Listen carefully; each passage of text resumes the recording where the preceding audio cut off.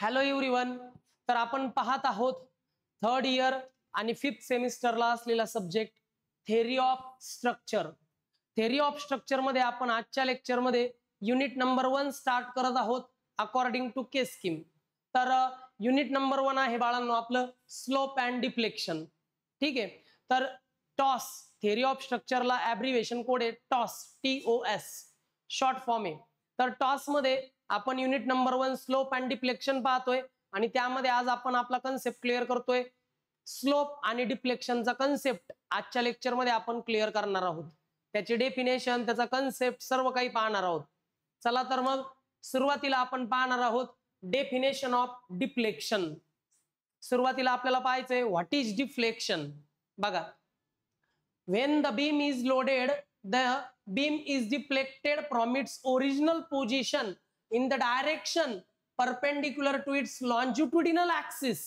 Then the displacement of the beam measured from its neutral axis from unloaded condition of the beam to the loaded beam is called as deflection. हे तुम्हाला असं नाही समजणार, जरा समजावून सांगतो, इकडे लक्ष द्या. इकडे लक्ष द्या मुलांनो, इकडे बघा. फॉर एक्झाम्पल, बरं का बाळांनो, for example if this is a beam, हा एक बीम आहे बरं का बाळांनो. ठीक आहे. या बीमला ह्या बाजूने एक सपोर्ट आहे आणि ह्या बाजूने एक सपोर्ट आहे. ठीक आहे. आता बीमचा हा झाला बाळांनो लॉन्जिट्युडिनल ऍक्सिस. काय म्हणायचं याला? Longitudinal axis. बीमचा हा भाग आहे ए, हा भाग आहे बी. ठीक आहे. हा एक सिम्प्लाय सपोर्टेड बीम आहे, याच्यावर कुठल्याही पद्धतीचं लोडिंग नाही, तेव्हा बीम असा स्ट्रेट असतो. म्हणजे थोडक्यात हा कोणता आहे? Unloaded beam. ठीक आहे. असा बीम ज्याच्यावर कुठलंही लोडिंग नाही याला म्हणतात अनलोडेड बीम. आता ज्यावेळी या बीमवर लोड अप्लाय केला तेव्हा त्याला म्हणायचं लोडेड बीम. आता बीमवर लोड अप्लाय केल्यावर झालं काय? हे बघा, हे झालं. बीमवर लोड अप्लाय केला की बीम या पद्धतीने झाला बेंड. ठीक आहे. या बाजूला सपोर्ट आहे तसाच राहील, ए आणि बी, बरोबर की नाही? बीम वरती लोड अप्लाय केला W आणि बीम काय झाला बाळांनो? या पद्धतीने बेंड झालेला आहे पहा. ठीक आहे. याला म्हणता येईल बाळांनो लोडेड बीम. काय म्हणता येईल? Loaded beam. लक्षात घ्या, या ठिकाणी बीमवर कुठलाही लोड नाही, याला म्हणतात अनलोडेड बीम. या ठिकाणी बीम वरती लोड आहे, म्हणजे W हा लोड आहे, आयदर तो UDL असेल किंवा पॉइंट लोड असेल, पण लोड आहे, याला म्हणतात लोडेड बीम. आता हा तिथे पहा तुम्ही, जेव्हा बीम अनलोडेड कंडिशन मध्ये होता तेव्हा बीमचा सेक्शन कसा होता रे? स्ट्रेट होता, स्ट्रेट. आणि ज्यावेळी बीमवर लोड अप्लाय केला तेव्हा बीम कसा झाला बरं? डाऊनवर्ड साईडला बेंड झाला की नाही? ओके. म्हणजे बीमवर लोड अप्लाय केला की बीम कुठल्या तरी डायरेक्शनला बेंड होतो. इथपर्यंत क्लिअर? आता तुम्ही जर पाहिलं हा बीमचा लॉन्जिट्युडिनल ऍक्सिस आहे. कसा ऍक्सिस आहे? Longitudinal axis. मग हा जो बीमचा लॉन्जिट्युडिनल ऍक्सिस आहे तो ऍक्च्युअली इथं बेंड झालाय पहा. म्हणजे थोडक्यात काय की जेव्हा बीम वरती आपण लोड अप्लाय करतो तेव्हा बीमचा लॉन्जिट्युडिनल ऍक्सिस हा बेंड होतो. कोणत्या डायरेक्शनला बेंड होतो बरं? तर तो बेंड होतो the direction perpendicular to the longitudinal axis. जर लॉन्जिट्युडिनल ऍक्सिस हॉरिझॉन्टल आहे तर बेंड होण्याची डायरेक्शन त्याला परपेंडिक्युलर आहे. मग बेंड कोणत्या डायरेक्शनला झाला बरं? या डायरेक्शनला बेंड झाला की नाही? म्हणजे लॉन्जिट्युडिनल ऍक्सिस हॉरिझॉन्टल होता, पण बेंडिंगची डायरेक्शन ही त्या ऍक्सिसला कशी आहे? परपेंडिक्युलर. मग यालाच मी शॉर्टकट मध्ये जर ड्रॉ केलं बाळांनो असं होईल पहा. हा झाला बाळांनो तुमचा बीम. बीम वरती लोड अप्लाय केला W, तेव्हा बीम बघा ह्या पद्धतीने बेंड झाला. बीम सुरुवातीला असा होता, लोड अप्लाय केल्यावर तो असा झाला. हा झाला लोड W. मग बीम जेव्हा बेंड होतो तेव्हा हा झाला त्याचा लॉन्जिट्युडिनल ऍक्सिस, आणि बीम बेंड झाल्यानंतर तो या ठिकाणी आला. म्हणजे एवढं काय झालं बाळांनो? हे याला मी म्हणतो वाय. वाय म्हणजे डिफ्लेक्शन. कळालं का रे कन्सेप्ट काय? म्हणजे बीम जेव्हा अनलोडेड कंडिशनला असतो तिथून तर बीम लोडिंग कंडिशनला असल्यानंतर जेव्हा तो बेंड होतो आणि त्या बेंड झालेली जी डायरेक्शन आहे ती लॉन्जिट्युडिनल ऍक्सिसला परपेंडिक्युलर असते, तेव्हा त्या बेंडिंग झालेल्या डायरेक्शनला म्हणतात वाय, म्हणजेच डिफ्लेक्शन ऑफ द बीम. हे झालं बीमचं डिफ्लेक्शन. यात कोणाला काही शंका असल्यास विचारा. आता आपण डेफिनेशन कडे जाऊ तेव्हा लक्षात येईल बरं का. आता डेफिनेशन पहा बाळांनो, कन्सेप्ट क्लिअर होईल. बघा डेफिनेशन आता. When a beam is loaded, जेव्हा बीमवर आपण लोड अप्लाय करतो, the beam is deflected from its original position, तेव्हा बीम तुमच्या ओरिजिनल पोझिशन पासून असा डिफ्लेक्ट होतो. बीम असा होता, असा झाला. म्हणजे थोडक्यात काय की बीमवर लोड अप्लाय केला की बीम त्याच्या ओरिजिनल पोझिशन पासून डाऊनवर्ड साइडला असा डिफ्लेक्ट होतो. झाला डिफ्लेक्ट होणे म्हणजे बेंड होणे. इन द डायरेक्शन, बरं कोणत्या बाजूला डिफ्लेक्शन होतं? In the direction perpendicular to it longitudinal axis. त्या डायरेक्शनला बीम बेंड होतो ज्या डायरेक्शनला लॉन्जिट्युडिनल ऍक्सिस आहे त्याला परपेंडिक्युलर डायरेक्शनला. मग बीम जर असा हॉरिझॉन्टल आहे तर बीमचा लॉन्जिट्युडिनल ऍक्सिस पण कसा आहे? हॉरिझॉन्टल आहे. त्याला परपेंडिक्युलर डायरेक्शन मध्ये बीम डिफ्लेक्ट होतो. त्या परपेंडिक्युलर डायरेक्शनच्या लेंथला म्हणतात deflection. The displacement of the beam measured from its neutral axis from unloaded condition to the beam up to the loaded beam is called as deflection.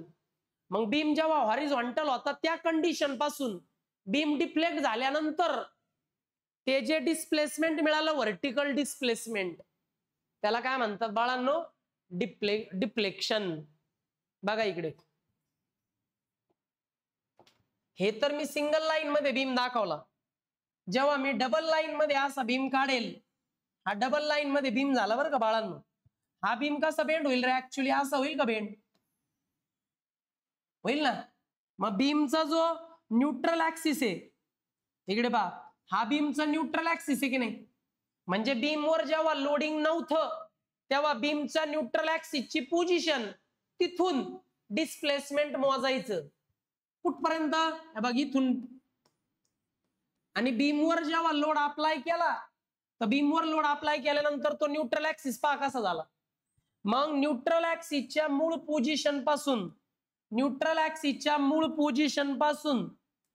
बरं का बाळांनो, neutral ऍक्सिसच्या original position पासून ते डिफ्लेक्ट झालेल्या position पर्यंतचं हे जे displacement आहे, the displacement measured from the neutral axis when beam is in unloaded condition to the beam in loaded condition is called as deflection y. याला म्हणतात डिफ्लेक्शन y. आता मला सांगा, डिफ्लेक्शनचा कन्सेप्ट कळाला का? The displacement in the direction perpendicular to the longitudinal axis when beam is unloaded condition to the loaded condition, then this displacement is called as deflection. Deflection is denoted by small y. या ठिकाणी load apply केला W, त्यामुळे त्या भागात maximum deflection झालं. मला सांगा ही figure लक्षात आली का? कोणाला काय अडचण असेल डिफ्लेक्शन मध्ये तर विचारा, स्क्रीनशॉट घ्या याचा. ओके, परत एकदा मी डेफिनेशन सांगतो म्हणजे कन्सेप्ट अजून क्लिअर होईल. परत एकदा, when the beam is loaded, जेव्हा बीमवर आपण लोड अप्लाय करतो, then the beam is deflected from its original position, तेव्हा तो बीम त्याच्या ओरिजिनल पोझिशन पासून असा डिफ्लेक्ट होतो. जेव्हा बीमवर आपण लोड अप्लाय करतो तर बीमवर लोड अप्लाय केला की बीम त्याच्या ओरिजिनल पोझिशन पासून असा डिफ्लेक्ट होतो. आणि बीम डिफ्लेक्ट झाला तर कोणत्या डायरेक्शनला डिफ्लेक्ट होतो? त्या डायरेक्शनला जी डायरेक्शन परपेंडिक्युलर आहे लॉन्जिट्युडिनल ऍक्सिसला. बीमच्या लॉन्जिट्युडिनल ऍक्सिसला परपेंडिक्युलर डायरेक्शन मध्ये बीम डिफ्लेक्ट होतो जेव्हा आपण बीमवर लोड अप्लाय करतो. मग बीमवर लोड अप्लाय केला की बीम डिफ्लेक्ट होतो. आता बीमचं डिफ्लेक्शन आपल्याला मोजायचंय, पण ते मोजायचंय डिस्टन्स मध्ये. कशात मोजायचं? डिस्टन्स मध्ये. त्याला म्हणतो मी डिस्प्लेसमेंट. डिस्टन्सला डिस्प्लेसमेंट का म्हणलो? कारण डायरेक्शन फिक्स आहे ना. बीम नेहमी खालच्या बाजूला बेंड होतो का वरच्या बाजूला? म्हणजे फिक्स आहे. म्हणजे जेव्हा डायरेक्शन फिक्स असते तेव्हा डिस्टन्सला डिस्प्लेसमेंट म्हणतात. मग या ठिकाणी बाळांनो then the displacement of the beam, displacement of the beam म्हणजे बीम त्याच्या ओरिजिनल पोझिशन पासून डिस्प्लेस झालेला आहे जेव्हा बीमवर आपण लोड अप्लाय केलेला आहे. मग displacement of the beam measured from the neutral axis from unloaded beam to the beam to the loaded condition is called as displacement, is called as deflection. मग डिफ्लेक्शन हे एक पद्धतीचं डिस्प्लेसमेंट आहे आणि हे डिस्प्लेसमेंट तुम्हाला मोजायचंय न्यूट्रल ऍक्सिस पासून from unloaded beam to loaded beam. मग बीम अनलोडेड कंडिशनला असलेला न्यूट्रल ऍक्सिस आणि बीमला लोड लावल्यानंतर असलेला न्यूट्रल ऍक्सिस, या दोन न्यूट्रल ऍक्सिस मधलं जे डिस्प्लेसमेंट आहे त्याला म्हणतात डिफ्लेक्शन. आता मला सांगा ही डेफिनेशन कळाली का? मग जेव्हा बीमवर आपण लोड अप्लाय करतो तेव्हा बीम त्याच्या ओरिजिनल पोझिशन पासून खालच्या डायरेक्शनला डिफ्लेक्ट होतो आणि तो डिफ्लेक्ट होतो त्या डायरेक्शनला जी डायरेक्शन परपेंडिक्युलर आहे बीमच्या लॉन्जिट्युडिनल ऍक्सिसला. मग बीमच्या लॉन्जिट्युडिनल ऍक्सिसला जेव्हा तुमचा बीमच्या लॉन्जिट्युडिनल ऍक्सिसला परपेंडिक्युलर डायरेक्शनला तुमचा बीम डिफ्लेक्ट होतो जेव्हा बीमवर आपण लोड अप्लाय करतो. आता पहा तुम्ही बाळांनो या ठिकाणी पहा दिसतोय हा अनलोडेड कंडिशनचा बीम आहे आणि हा लोडेड कंडिशनचा बीम आहे. बीमवर जेव्हा लोड नव्हता तेव्हा लॉन्जिट्युडिनल ऍक्सिस कसा आहे बघा बरं, हॉरिझॉन्टल आहे का नाही. बीमचा हा ऍक्सिस म्हणजे लॉन्जिट्युडिनल ऍक्सिस म्हणजेच न्यूट्रल ऍक्सिस. मग बीमवर लोड नसताना तो जो न्यूट्रल ऍक्सिस आहे तो हॉरिझॉन्टल आहे पहा. आणि बीमवर जेव्हा लोड अप्लाय केला एफ तेव्हा बीम डाऊनवर्ड साइडला बेंड झाला म्हणजे लॉन्जिट्युडिनल ऍक्सिसला परपेंडिक्युलर डायरेक्शनला तुमचा बीम डिस्प्लेस झाला. मग बीम जेव्हा बेंड होतो तेव्हा अनलोडेड कंडिशनला असलेला न्यूट्रल ऍक्सिस तिथून डिस्प्लेसमेंट मोजायचं कुठं, लोडेड कंडिशन मध्ये असलेल्या बीम पर्यंत.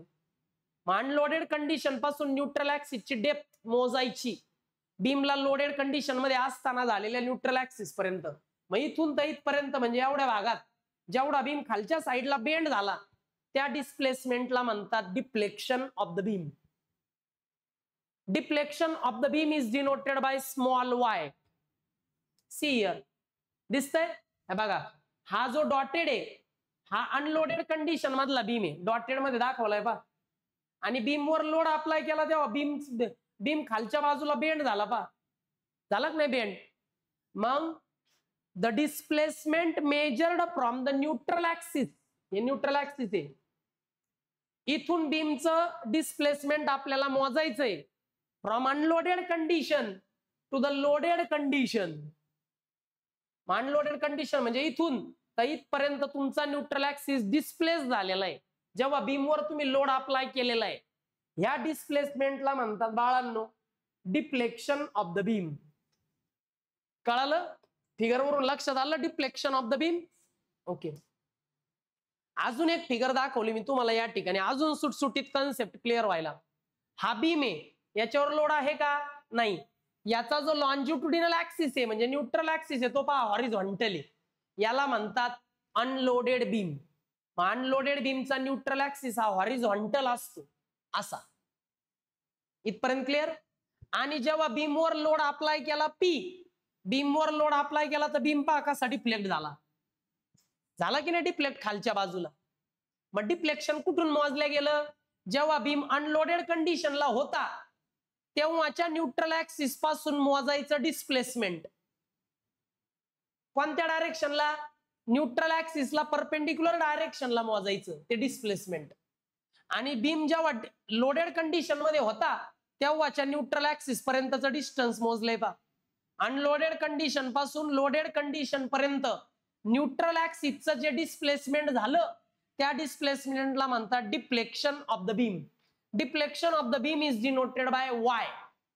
बरं, डिफ्लेक्शन एक डिस्प्लेसमेंट आहे म्हणजे डिस्टन्स आहे म्हणून त्याचं युनिट आहे mm, सेंटीमीटर, मीटर.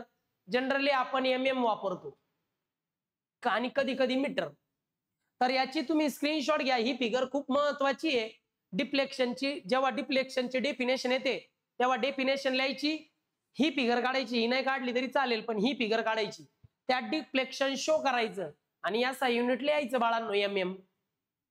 घ्या त्याचा स्क्रीनशॉट घ्या.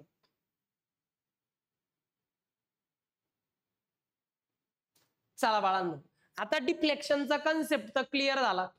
आता आपल्याला पाहायचंय स्लोप. सेकंड कन्सेप्ट आहे बाळांनो आपला definition of slope. What is mean by slope? इकडे पहा. The angle made by the tangent at a point of a deflected beam with its neutral surface of unloaded beam is called as slope. जेव्हा तुमचा beam unloaded कंडिशनला होता तिथून angle मोजायचा आहे downward साईडला. जेव्हा तुमचा बीम लोडेड कंडिशन मध्ये होता तेव्हा बेंड झाला आणि त्या बेंड झालेल्या भागाला टँजंट मारली तर ओरिजिनल पोझिशन पासून टँजंट मारल्यापर्यंत जो अँगल आहे त्या अँगलला म्हणतात slope. Slope is denoted by theta. Slope कशाने डिनोट करतात? थिटानी. पहा का इकडे बघ रे, हा अनलोडेड कंडिशनचा बीम आहे की नाही. दिस इज द बीम ज्याच्यावर लोड नाही, याला म्हणतात अनलोडेड बीम. आता या बीमवर लोड अप्लाय केला पहा P. आता बीमवर जेव्हा लोड अप्लाय केला P तेव्हा बीम डाऊनवर्ड साईडला झाला डिफ्लेक्ट. असा झाला की नाही बेंड. डिफ्लेक्ट होणे म्हणजे बीम बेंड होणे. मग असा बेंड झाला पहा. आता तुमचा बीम जेव्हा अनलोडेड कंडिशनला होता तिथून अँगल मोजलाय पहा. बीम अनलोडेड कंडिशनला असताना तिथून अँगल मोजायचा. कुठपर्यंत अँगल मोजायचा? ज्या बीमचा जो डिफ्लेक्टेड पार्ट आहे तो हाय. आता बीमच्या डिफ्लेक्टेड पार्टला मारायची टँजंट आहे. बघा ही टँजंट आहे, दिसली का टँजंट? डिफ्लेक्टेड बीमचा जो भाग आहे किंवा डिफ्लेक्टेड बीमचा जो न्यूट्रल ऍक्सिस आहे त्याला मारायची अशी टँजंट. मग बीम अनलोडेड कंडिशनला असताना जो न्यूट्रल ऍक्सिस आहे तिथून अँगल मोजायचा ह्या टँजंट पर्यंत. याला म्हणतात स्लोप ऑफ द बीम. याला म्हणायचं थिटा. मग तुम्ही म्हटले सर या बाजूनी पण स्लोप आहे या बाजूनी पण स्लोप आहे का? तर हो, दोन्ही बाजूने स्लोप असतो. इकडून पण स्लोप असतो आणि इकडून पण स्लोप असतो. सिम्प्लाय सपोर्टेड बीमला. ओव्हरहँग बीमला फक्त एका बाजूने स्लोप असतो. ओव्हरहँग बीमला एका बाजूने फक्त स्लोप असतो. ओव्हरहँग बीमला नाही, सॉरी कॅन्टिलिव्हर बीमला. कॅन्टिलिव्हर बीमला एका बाजूने स्लोप येईल ना, कारण सपोर्ट एका बाजूने कॅन्टिलिव्हर बीमला. सिम्प्लाय सपोर्टेड बीम आहे म्हणजे इकडून पण सपोर्ट आहे इकडून पण सपोर्ट आहे म्हणजे इथं पण स्लोप येईल इथं पण स्लोप येईल. मग लक्षात ठेवा what is mean by slope? The angle, इथं पहा, the angle made by the neutral axis. The angle made by the neutral axis when beam is unloaded condition to the when beam is undeflected condition. म्हणजे जेव्हा beam unloaded कंडिशनला असतो त्या unloaded कंडिशनला असताना जो न्यूट्रल ऍक्सिस आहे तिथून तुम्हाला अँगल मोजायचा आहे. बीम जेव्हा डिफ्लेक्शन, जेव्हा बीमवर आपण लोड अप्लाय करतो म्हणजे बीम जेव्हा लोडेड बीम मध्ये कन्वर्ट करतो तेव्हा बीम हा डाऊनवर्ड साईडला डिफ्लेक्ट होतो. आता हा जो डिफ्लेक्टेड बीम आहे त्याच्या न्यूट्रल ऍक्सिसला एक टँजंट मारायची. मग ओरिजिनल पोझिशनला असलेल्या न्यूट्रल ऍक्सिस पासून या टँजंट पर्यंत जो अँगल मोजला जातो याला म्हणतात slope. And slope of the beam is denoted by theta. बीमचा स्लोप हा थिटाने डिनोट केला जातो. इकडे पहा, the angle made by the tangent म्हणजे असा अँगल जो या टँजंट बरोबर मोजला गेलाय. The angle made by the tangent at a point of deflected beam. इकडे पहा, angle made by this tangent at a point, अशा पॉइंटला ज्या ठिकाणी डिफ्लेक्टेड बीम आहे. हा बीम कोणता आहे? Deflected beam. आणि हा बीम कोणता आहे? Unloaded beam. मग बीमवर लोड दिला की बीम डिफ्लेक्ट होतो पहा. मग या डिफ्लेक्टेड बीमला जो टँजंट मारला गेला त्या टँजंट पासून मोजला गेलेला angle to the unloaded beam. कुठपर्यंत अँगल मोजायचा? अनलोडेड बीम पर्यंत. म्हणजे इथून वर मोजला त्यांनी किंवा इथून खाली. याला म्हणतात बाळांनो slope. The angle made by this tangent at a point made by this tangent at a point of the deflected beam to this neutral surface. He black line म्हणजे neutral surface आहे, neutral axis. To the neutral axis of the unloaded beam. Unloaded beam हा आहे त्याच्या neutral axis पर्यंत मोजायचा angle from this tangent is called as slope of the beam and slope of the beam is denoted by theta. आता मला सांगा, या ठिकाणी स्लोप आहे, या ठिकाणी डिफ्लेक्शन आहे, यात काय डाऊट? याचा स्क्रीनशॉट घ्या बाळा. आता लक्षात ठेवा, एक गोष्ट नेहमी लक्षात ठेवायची, ती त्यांनी नोट म्हणून लिहून घ्या बाळांनो वाटलं तर. Maximum deflection Y under central load W where the slope theta is 0. लक्षात ठेवा, ज्या ठिकाणी डिफ्लेक्शन मॅक्सिमम असतं त्या ठिकाणी स्लोप 0 असतो. ज्या ठिकाणी डिफ्लेक्शन मॅक्सिमम त्या ठिकाणी स्लोप 0, आणि ज्या ठिकाणी स्लोप मॅक्सिमम त्या ठिकाणी डिफ्लेक्शन 0. पहा बरं इकडे बघा, इथं आहे ना, इथं या भागामध्ये स्लोप हा मॅक्सिमम आहे, इथं डिफ्लेक्शन काय बरं 0, आणि इथं डिफ्लेक्शन मॅक्सिमम आहे, इथं टँजंट मारा बरं, म्हणजे इथं अँगल काय येईल 0. म्हणजे ज्या ठिकाणी मॅक्सिमम डिफ्लेक्शन आहे, ज्या ठिकाणी मॅक्सिमम डिफ्लेक्शन आहे त्या ठिकाणी स्लोप 0 असतो, आणि ज्या ठिकाणी मॅक्सिमम स्लोप आहे त्या ठिकाणी डिफ्लेक्शन 0 असतं. अपोजिट नेचरचे असतात. आता आपल्याला ही फिगर एक्झामला काढायची जी तुम्हाला टेक्स्ट बुक मध्ये दिलेली आहे. बघा, हा बीम आहे, बीमचा सेंट्रल पॉइंट आहे सी, तिथं लोड अप्लाय केला डब्ल्यू. बीमचा सुरुवातीचा लॉन्जिट्युडल ऍक्सिस असा हॉरिझॉन्टल होता, लोड अप्लाय केल्यावर तो पहा असा झाला की नाही. मग आता या ठिकाणी ज्या ठिकाणी लोड अप्लाय केला तिथून तर बरोबर व्हर्टिकली खाली यायचं, म्हणजे लॉन्जिट्युडिनल ऍक्सिसला परपेंडिक्युलर खाली मोजलेलं डिस्प्लेसमेंट म्हणजे डिफ्लेक्शन वाय. पण हे वाय म्हणजे डिफ्लेक्शन आहे, कोणत्या पॉइंटला मोजलं? सी ला, म्हणून याला म्हणायचं डिफ्लेक्शन ऍट सी म्हणजे वाय सी. कळालं डिफ्लेक्शन काय? मग डिफ्लेक्शन त्या ठिकाणी मॅक्सिमम असतं ज्या ठिकाणी लोड डब्ल्यू. डिफ्लेक्शन हे जनरली सेंटरला मॅक्सिमम असतं. आता तुम्ही ह्या पॉइंटला टँजंट मारा बरं, ह्या पॉइंटला जर तुम्ही टँजंट मारला तर ही लाईन आणि ही लाईन पॅरलल येते. ह्या दोन लाईन जर पॅरलल आल्या तर त्यांच्यातला अँगल काय होईल रे? 0. म्हणजे इथं जिथं मॅक्सिमम डिफ्लेक्शन आहे तिथं अँगल म्हणजे स्लोप काय? 0. जिथं मॅक्सिमम डिफ्लेक्शन असतं तिथं स्लोप 0 असतो. जिथं मॅक्सिमम डिफ्लेक्शन असतं तिथं स्लोप 0 असतो. कळालं का रे या फिगर मध्ये डिफ्लेक्शन? आणि इथं पहा, जर ह्या पॉइंटला आपण टँजंट मारला तर टँजंट पासून न्यूट्रल ऍक्सिस पर्यंतचा अँगल म्हणजे स्लोप. स्लोप कुठं मोजला? ए ला, याला म्हणायचं स्लोप ऍट ए म्हणजे थिटा ऍट ए. म्हणजेच काय? स्लोप ऍट ए, आणि ऍट द सेम टाइम इकडं स्लोप ऍट बी. इकडं टँजंट मारला, जिथं टँजंट मारला तिथालचा स्लोप, इथं सी ला टँजंट मारला, मग स्लोप ऍट सी म्हणजे थिटा सी 0. कळालं? मग स्लोप त्या ठिकाणी मॅक्सिमम आहे. स्लोप कुठं मॅक्सिमम असतो? सपोर्टच्या तिथं स्लोप मॅक्सिमम आहे आणि डिफ्लेक्शन 0 आहे सिम्प्लाय सपोर्टेड बीमला. आणि सेंटरला डिफ्लेक्शन मॅक्सिमम आहे पण स्लोप काय? 0 सिम्प्लाय सपोर्टेड बीमला. ही फिगर महत्वाची बाळांनो. ह्या कर्वला काय म्हणतात माहिती की? या कर्वला म्हणतात इलॅस्टिक कर्व. काय म्हणतात बाळांनो? Elastic curve. मग डिफ्लेक्शन हे जस्ट सिंपल एक डिस्टन्स आहे, एक डिस्प्लेसमेंट आहे, आणि स्लोप म्हणजे एक अँगल आहे जो रेडियन मध्ये मेजर केला जातो. ओके बाळांनो, ही फिगर ड्रॉ करून घ्या. चला बाळांनो, फिगर ड्रॉ झाली असेल.